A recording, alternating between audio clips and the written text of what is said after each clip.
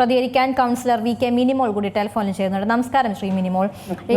ഈ മെസ്സി വരുന്നുണ്ട് എന്നൊക്കെ പറഞ്ഞ സമയം മുതൽ തന്നെ അപ്പോൾ തന്നെ വലിയ രീതിയിൽ ചർച്ചയായതാണ് കലൂർ സ്റ്റേഡിയത്തെ കുറിച്ചും. ഇപ്പോൾ ഇന്ന് മന്ത്രി പറഞ്ഞു കഴിഞ്ഞു മാർച്ചിലാണ് വരുന്നത്, അതായത് ഈ വർഷം ഇനി മെസ്സി വരില്ല എന്നുള്ള കാര്യം ഉറപ്പിച്ചു. പക്ഷെ അപ്പോഴും ഈ നവീകരണത്തിന് എന്നുള്ള പേരിൽ കൊച്ചി സ്റ്റേഡിയം പൊളിച്ചിട്ടിരിക്കുകയാണ്. അതിനി എപ്പോൾ പഴയപടിയാക്കും തുടങ്ങിയ നിരവധി ചോദ്യങ്ങളുണ്ടല്ലോ. അതിലൊക്കെ ഒരു ഉത്തരം നമുക്ക് ലഭ്യമാകേണ്ടതുണ്ടല്ലോ. തീർച്ചയായും. കാരണം നമ്മളിപ്പോൾ മെസ്സി വരുന്നു എന്ന് പറഞ്ഞ് കുറെ അർജന്റ് വർക്ക് എന്ന പേരിലാണ് യഥാർത്ഥത്തിൽ എന്തൊക്കെ വർക്കാണ് അവിടെ നടക്കുന്നതെന്ന് പോലും മറ്റുള്ളവർക്ക് ബോധ്യമാകാത്ത വിധത്തില് ഒരു വർക്കാണ്, അർജന്റ് വർക്ക് എന്ന് പറഞ്ഞ് നടക്കുന്നത്. ഇപ്പൊ കഴിഞ്ഞ ദിവസം തന്നെ നമ്മൾ കണ്ടു, ഈ സ്റ്റേഡിയവുമായി ബന്ധപ്പെട്ടുകൊണ്ട് നേരത്തെ ഇവിടെ സൂചിപ്പിച്ചതുപോലെ തന്നെ ഫുൾ കപ്പാസിറ്റിയിലല്ല ആ സ്റ്റേഡിയം ഇപ്പോൾ പ്രവർത്തിക്കുന്നത്. 50,000 പേർക്ക് ഇരിക്കാമെന്ന് പറയുമ്പോൾ പോലും അത്രയും പേർക്ക് പ്രവേശനാനുമതി നിഷേധിക്കുന്നതിന് കാരണം അതിന്റെ സ്ട്രെച്ചറിൽ ഉണ്ടായിട്ടുള്ള വിഷയങ്ങളാണ്. പലപ്പോഴും നമ്മൾ ഈ വിഷയം GCDയുടെ മറ്റ് അധികാരികളുടെയൊക്കെ ശ്രദ്ധയിൽ കൊണ്ടുവന്നിട്ടുള്ളതാണ്.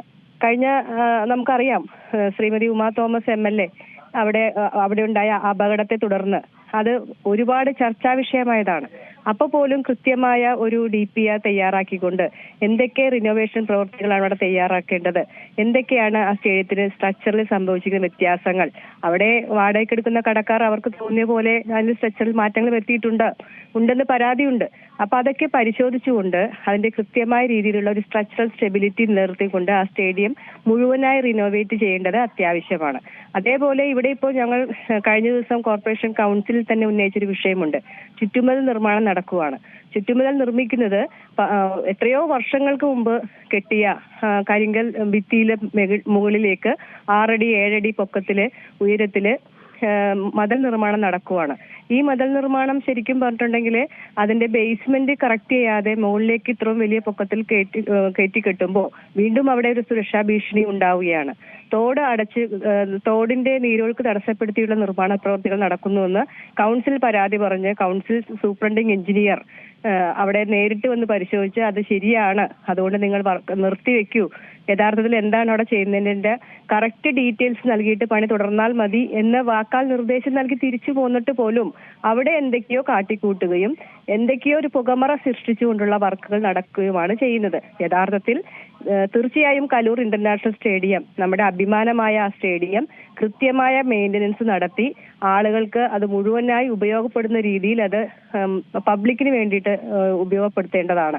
അങ്ങനെ ഉപയോഗപ്പെടുത്തുമ്പോൾ മെസ്സി വരുന്നത് നല്ല കാര്യമാണ്. ഞങ്ങൾ എല്ലാവരും ആഗ്രഹിക്കുന്ന, കേരളത്തിലെ ഫുട്ബോൾ പ്രേമികൾ ആഗ്രഹിക്കുന്ന കാര്യമാണ്. ഇപ്പോൾ നമുക്ക് സമയമുണ്ട്, മാർച്ചിൽ വരുന്നു എന്ന് പറയുമ്പോൾ അതിനു മുമ്പായിട്ട് കൃത്യമായ രീതിയിലുള്ള റിനോവേഷൻ വർക്കുകൾ നടത്തിയതിനു ശേഷം മാത്രമേ ആ ഒരു സുതാര്യമായ വർക്ക് അവിടെ എന്ത് നടക്കുന്നു, ആരാണ് കോൺട്രാക്ടർ, ആർക്കാണ് അതിന്റെ ചുമതല കൊടുത്തിരിക്കുന്നത്, അതിന്റെ സൂപ്പർവിഷൻ കൃത്യമായി നടക്കുന്നുണ്ടോ, ഈ കാര്യങ്ങളൊക്കെ നമുക്ക് ഉറപ്പുവരുത്തേണ്ടത് അത്യാവശ്യമാണ് എന്നാണ് ഞങ്ങൾക്ക് പറയാനുള്ളത്.